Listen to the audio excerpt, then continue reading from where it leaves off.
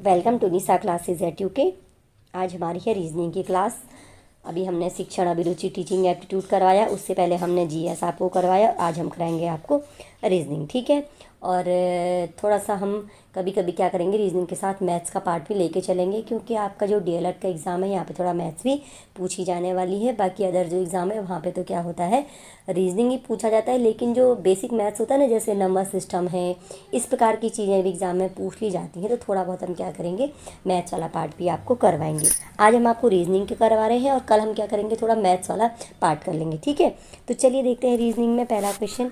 यदि नोएडा NOIDA, ठीक है, इसको OPJEB लिखा जाता है तो DELHI दिल्ली का कोड क्या होगा।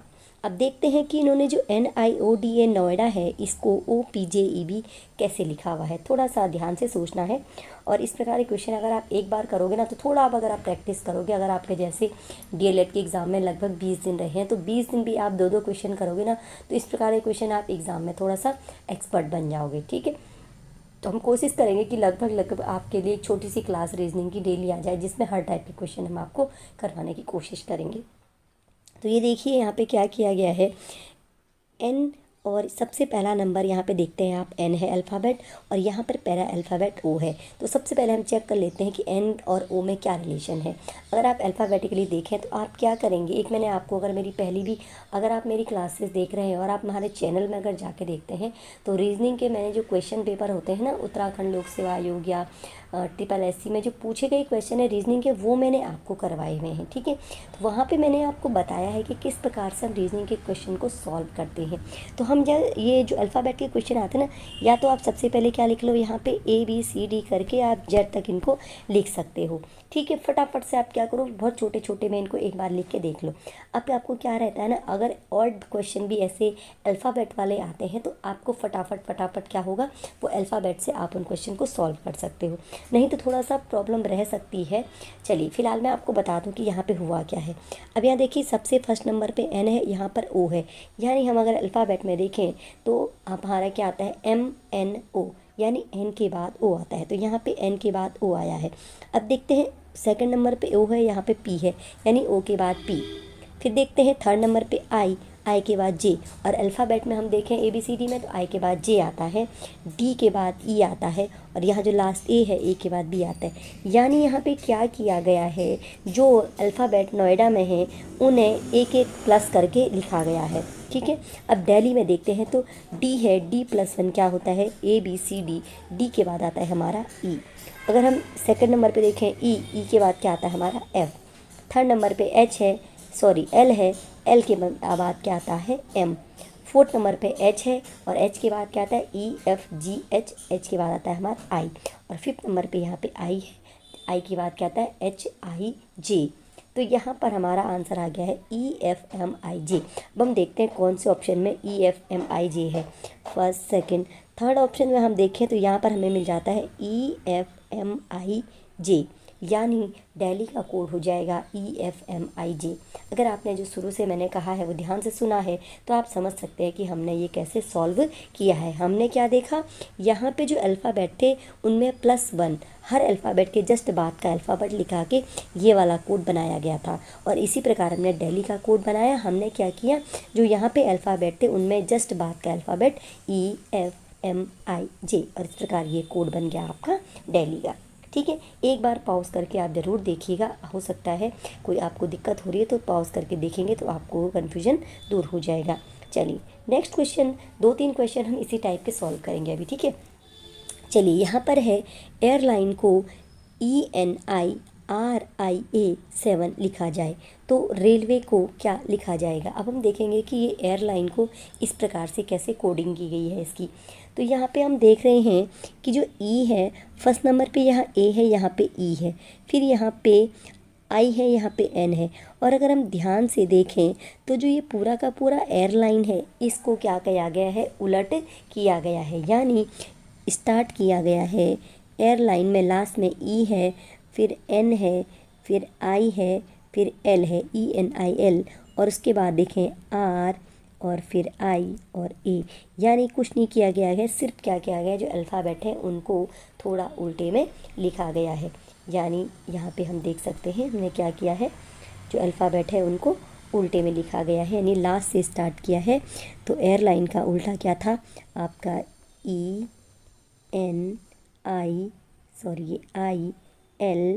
और RI और A। तो यहाँ पे देखिए ENILRIA, यानी कुछ नहीं किया, उल्टा किया है। और 7 इसलिए लिखा गया है क्योंकि यहाँ पे 7 अक्षर हैं। आप देखिए 1 2 3 4 5 6 7 7 अक्षर हैं, तो ये इस प्रकार से इसको लिखा गया है। अब हमें पता चल गया है कि जस्ट इसका उल्टा किया गया है। तो रेलवे का उल्टा अगर करें तो क्या हो जाएगा, YAWLIAR, YAW। और यहाँ पे कितने अल्फ़ाबेट ने, 1 2 3 4 5 6 7, यहाँ पर भी 7 अल्फ़ाबेट है। तो हम देखेंगे कि YAWLIAR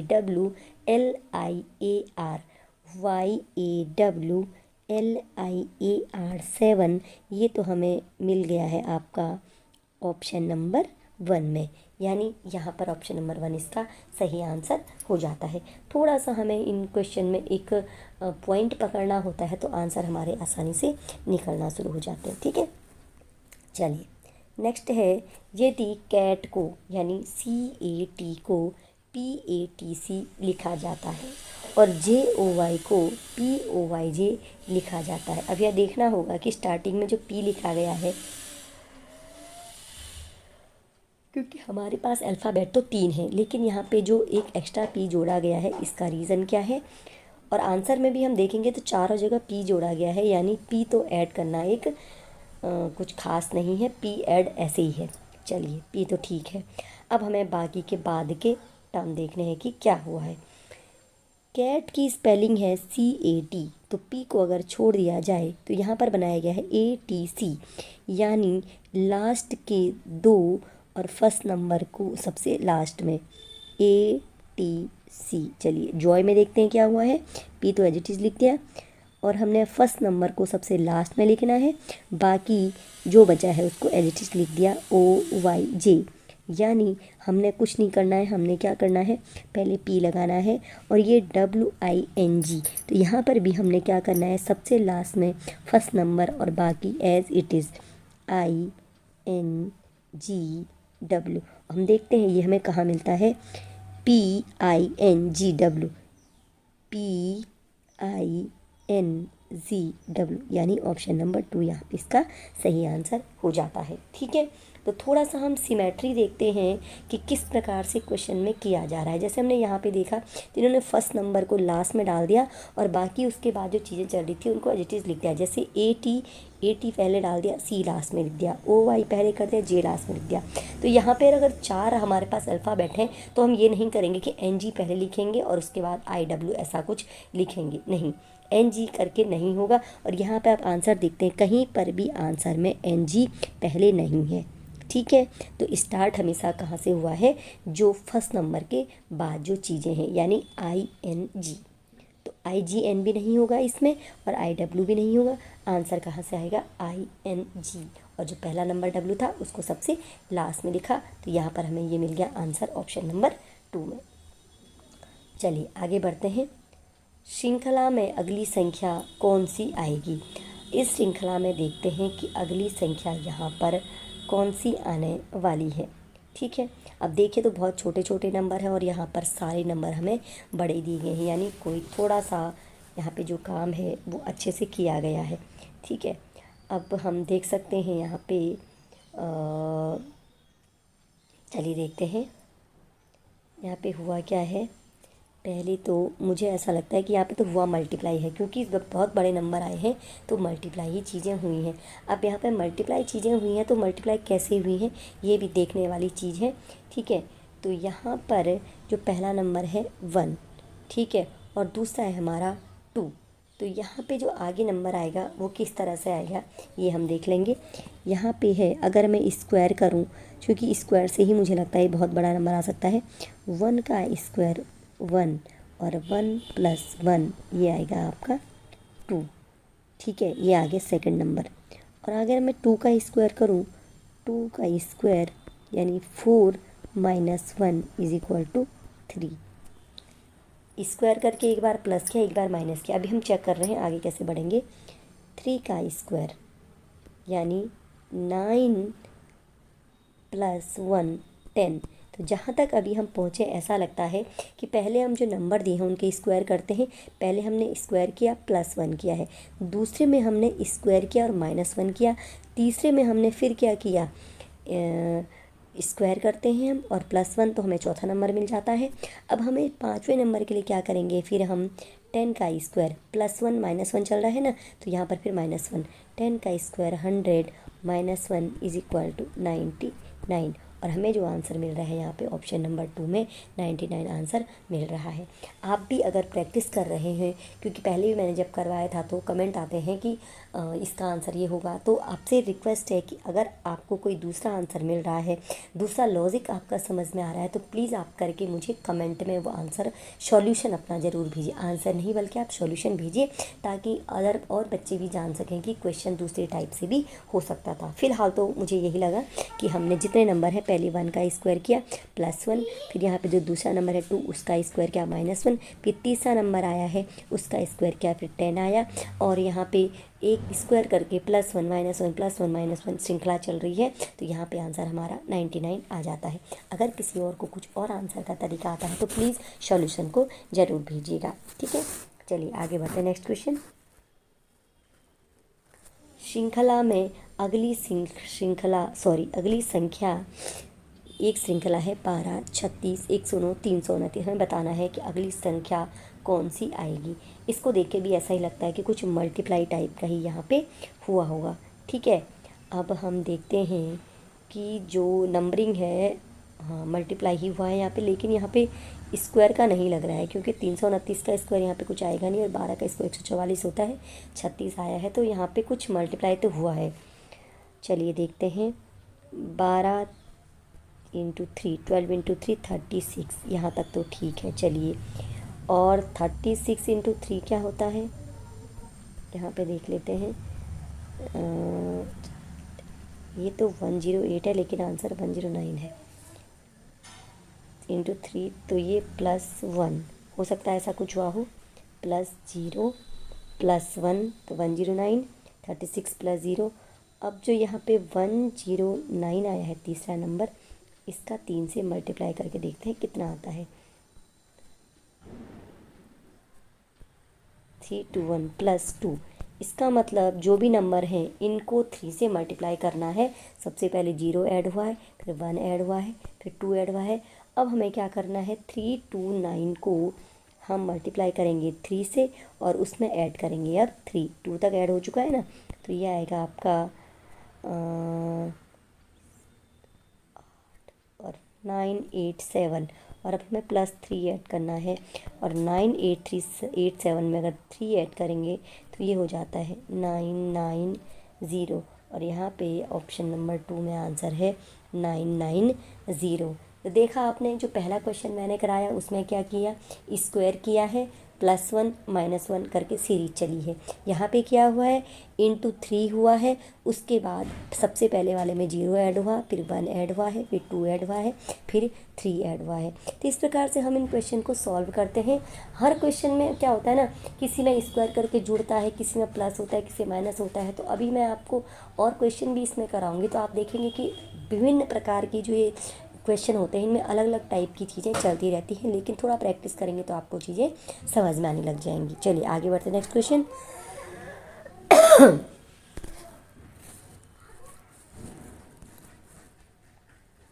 श्रृंखला के बाकी क्वेश्चन हम थोड़ा सा एक और देख लेते हैं। संख्या श्रृंखला 8, 28, 116, 584 के बाद क्या आता है। यहाँ पर भी मुझे ऐसा लग रहा है कि कुछ मल्टीप्लाई ही हुआ है, बहुत बड़ा है क्योंकि नंबर। यहाँ पर क्या हो सकता है, यहाँ पर भी देख लेते हैं कि 3 जार 8, 3 जार 24, 8 3 24 +4 28। अब जो ये 28 है, इसको 3 से अगर मल्टीप्लाई करें तो ये कितना आता है, 3 8 24, तो 84।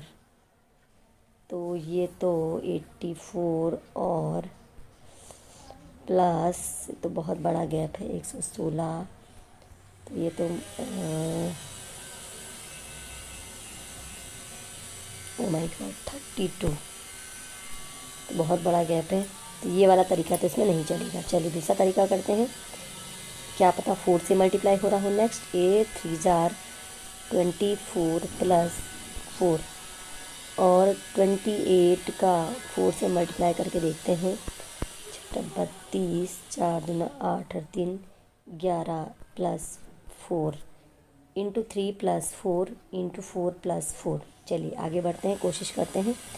116 को अब 5 से मल्टीप्लाई करेंगे, क्योंकि ऐसे हो रहा है ना, 3 से मल्टीप्लाई, 4 से मल्टीप्लाई, 5 से मल्टीप्लाई। अब इसको 5 से मल्टीप्लाई करते हैं तो ये आपका आता है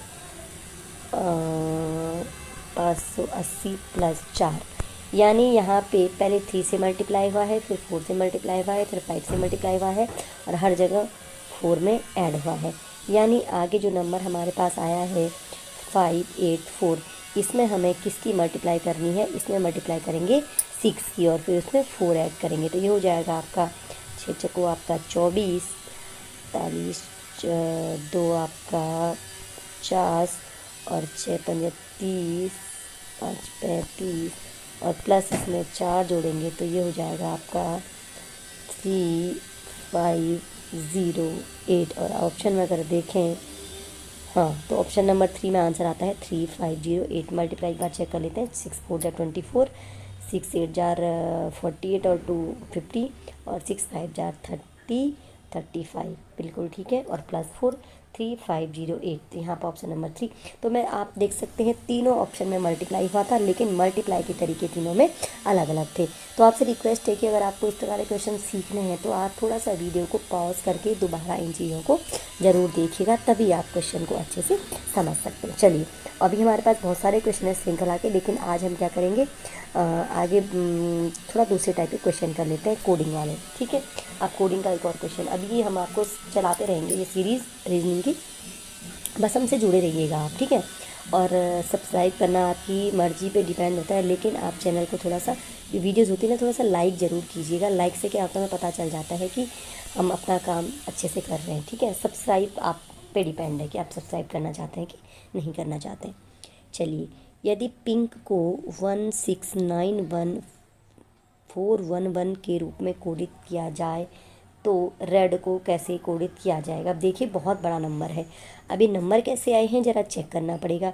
हो सकता है कि अल्फ़ाबेटिकली जो इनके नंबरिंग होते हैं वो चलेगा। तो मैंने आपको पहले ही बताया था जब मैं क्वेश्चन स्टार्ट कर रही थी, पहला क्वेश्चन, कि हम क्या करते हैं, जो अल्फ़ाबेट वाले क्वेश्चन में जब नंबरिंग चलती है या कोडिंग चलती है तो हम चुपचाप से क्या कर लेते हैं, सबसे पहले हम ABCD को लिख लेते हैं। अभी हम यही काम करते हैं, देखते हैं ABCDEFGHIJKL।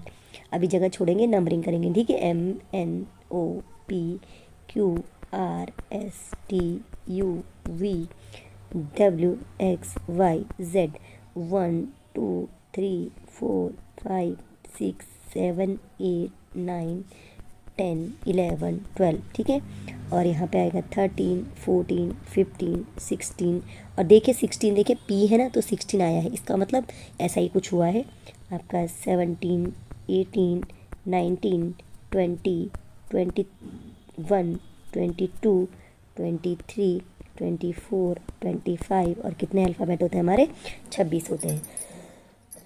ये काम आप एग्ज़ाम हॉल में जब करते हैं तो जो आपका क्वेश्चन पेपर होता है तो लास्ट पेज जो रफ वर्क के लिए मिलते हैं वहाँ पे बिल्कुल साफ़ सुथरे तरीके से आप इसको लिख के रख लीजिएगा। ठीक है, अब इसमें आगे देखें कि क्या करेंगे। सबसे पहले P है तो P का नंबर 16 है, हम देख चुके हैं। चलिए यहाँ पे तो आया 16। अब है हमारा I का नंबर हमारा 9 है, बिल्कुल हम सही जा रहे हैं इसका मतलब। और अगर हम आगे बढ़े तो N का नंबर हमारा आता है 14, बिल्कुल ठीक। और यहाँ पर K का नंबर हमारा 11, यानी जो अल्फ़ा, जो आपका इंग्लिश अल्फ़ाबेट में जो नंबरिंग चलती है, किस नंबर पे कौन सा अल्फ़ाबेट है, तो इन्होंने कुछ नहीं किया है, बिल्कुल उसको एज इट इज़ उतार दिया है। अब रेड देखते हैं, रेड में जो R है, R हमारा 18 नंबर पे आता है। तो हमारा अगर R 18 नंबर पे आता है तो ऑप्शन नंबर 1 और ऑप्शन नंबर 4 ये तो कट हो जाता है। ठीक है, उसके बाद ई हमारा 5th नंबर पे है 185, और डी हमारा है 4 नंबर पे। तो 1854 यानी ऑप्शन नंबर 2 ये इसका सही आंसर हो जाता है। तो कोडिंग डिकोडिंग में जो ये होता है ना कि क्या होता है, कई बार नंबरिंग लिख लेते हैं, कई बार +1 होता है, कई बार -1 होता है, कई बार उसके जस्ट पहले का होता है, कई बार बाद का होता है, कई बार +5 +2। तो थोड़ा बहुत अभी अलग अलग टाइप के हम क्वेश्चन करेंगे तो चीज़ें हमें समझ में आने लग जाएंगी। एक क्वेश्चन मैंने आपको पहले ही बोला था कि जब भी इंग्लिश अल्फ़ाबेट से रिलेटेड नंबरिंग का क्वेश्चन जब आता है ना तो एक बार इसको लिख के ज़रूर रख लीजिएगा, आपके बहुत काम आएगा। ठीक, चलिए आगे बढ़ते हैं। अब यहाँ पे थोड़ा सम विषम का क्वेश्चन आ गया कि यहाँ पे कौन सा विषम है। ड्राइविंग, गोताखोरी, तैरना, नाव चलाना। अब यहाँ पे आप बहुत आसान क्वेश्चन है। गोताखोरी पानी का है, तैरना भी पानी का है, नाव चलाना भी पानी का है। ये तीनों काम आपके कहाँ होते हैं, पानी में होते हैं। लेकिन जो ड्राइविंग का काम होता है ये आपका कहाँ पे होता है, रोड पे होता है। ठीक है, तो यहाँ पे जो विषम हो जाएगा आपका ऑप्शन नंबर 1 ड्राइविंग, यहाँ पे विषम हो जाएगा। चलिए और क्वेश्चन यहाँ पर बताना है कौन सी संख्या विषम है। अब इसमें भी हो सकता है कुछ, मुझे ऐसा लगता है कुछ इसमें क्यूब हुआ है, कुछ हुआ है। चलिए देखते हैं विषम संख्या कौन सी है। 10909626226 और 841 तो विषम संख्या है। तो अगर सम विषम की बात करें तो विषम संख्या तो यहाँ पर 841 है, बाकी 1090962 और 626 तीनों क्या है आपकी सम संख्या है। यहाँ पर विषम से मतलब मुझे लगता नहीं कुछ और है। विषम का मतलब जो सम और विषम संख्याएँ होती है ना आपकी ऑर्डर इवन, वो है यहाँ पे। तो विषम संख्या आपकी 841 हो जाती है। चलिए आगे बढ़ते हैं। एक ये है आपका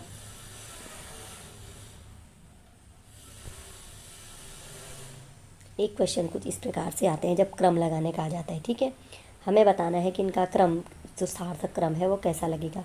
मेंढक, घास, टिड्डा, ईगल या सांप। तो जो ये तो आपका बिल्कुल जो फूड चेन होती है, फूड चेन का ही है। तो फूड चेन में सबसे पहले क्या आता है आपका, फूड चेन में सबसे पहले आपका आता है घास। और घास कौन खाता है आपका, टिड्डा।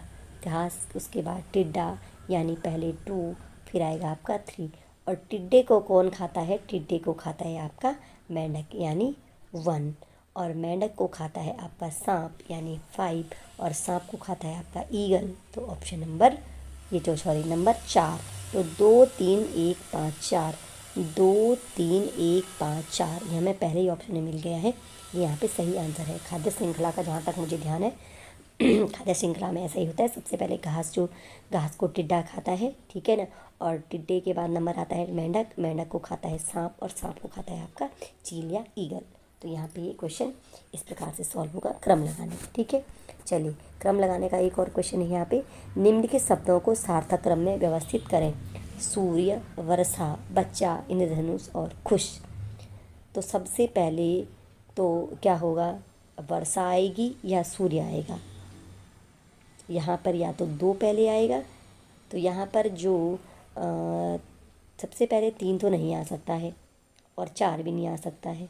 ठीक है, तो यहाँ पे ये ऑप्शन और ये ऑप्शन हम कट कर लेंगे। तो हम सबसे पहले जब ये इस प्रकार के क्वेश्चन करते हैं ना, आप एग्ज़ाम हॉल में ऑब्जेक्टिव क्वेश्चन करते हैं, इसमें सबसे पहले एलिमिनेशन ही देखिएगा कि किसे हमने हटाना है। अब हमारे पास बच के ऑप्शन नंबर 1 और 2, और दोनों में ही क्या है 2 और 1, यानी पहले वर्षा होगी उसके बाद आपका सूर्य आएगा। जब वर्षा आएगी सूर्य आएगा उसके बाद क्या होगा आपका इंद्रधनुष आएगा, यानी ऑप्शन नंबर 1 यहाँ पे सही आंसर हो जाता है, क्योंकि यहाँ पर 3 आएगा। बच्चा तो बाद में आएगा, जब इंद्रधनुष आएगा तो उसको बच्चा देखेगा और बच्चा फिर क्या हो जाएगा, खुश हो जाएगा।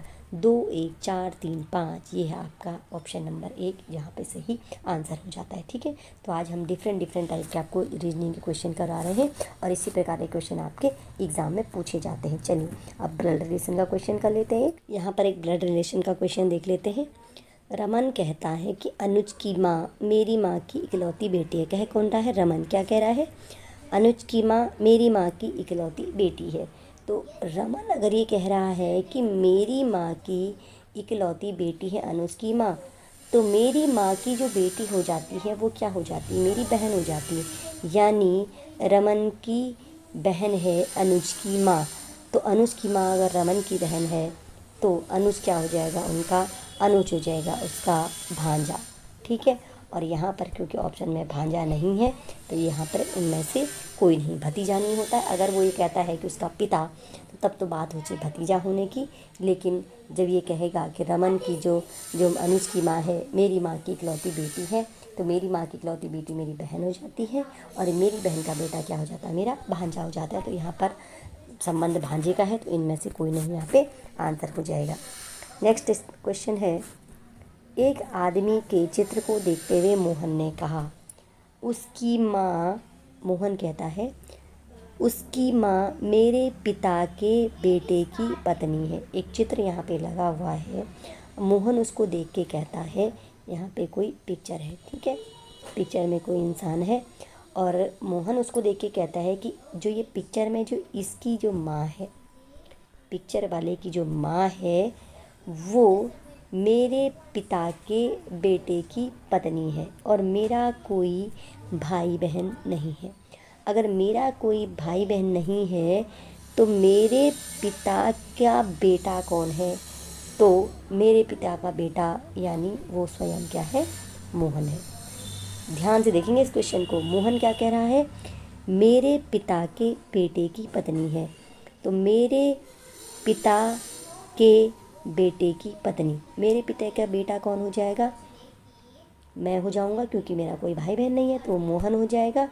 और जो मोहन है, ठीक है, जो मोहन है उसकी पत्नी है चित्र में लगे हुए बच्चे की माँ, तो मोहन की पत्नी इस बच्चे की माँ है। मोहन की पत्नी अगर किसी बच्चे की माँ है तो वो क्या हो जाएगा, मोहन का बेटा हो जाएगा। ठीक, थोड़ा सा अगर और देखना चाहें तो वो क्या कहता है, मेरे पिता के बेटे की पत्नी, मेरे पिता का बेटा कौन है, मैं हूँ, तो मेरे पिता के बेटे की पत्नी यानी मेरी पत्नी, और मेरी पत्नी अगर किसी की माँ है, मोहन की पत्नी अगर किसी बच्चे की माँ है तो किसकी हो जाएगी, वो मोहन के बेटे की हो जाएगी। तो चित्र को क्या कह रहा था, वो उसका बेटा। यहाँ पर क्योंकि साफ साफ लिखा गया है मेरा कोई भाई बहन नहीं है, ठीक है, उसका भतीजा हो सकता था, लेकिन अगर उसने शर्त रख दिया कि मेरा कोई भाई बहन नहीं है तो क्या हो जाएगा, वो मोहन का बेटा हो जाएगा। ठीक, तो आज हमने कुछ क्वेश्चन करे हैं रीजनिंग के, आप एक बार इनकी प्रैक्टिस ज़रूर कीजिएगा। नेक्स्ट रीजनिंग की क्लास में कुछ और टाइप के रीजनिंग के क्वेश्चन सॉल्व करेंगे। चलते हैं, मिलते हैं आपसे नेक्स्ट क्लास में।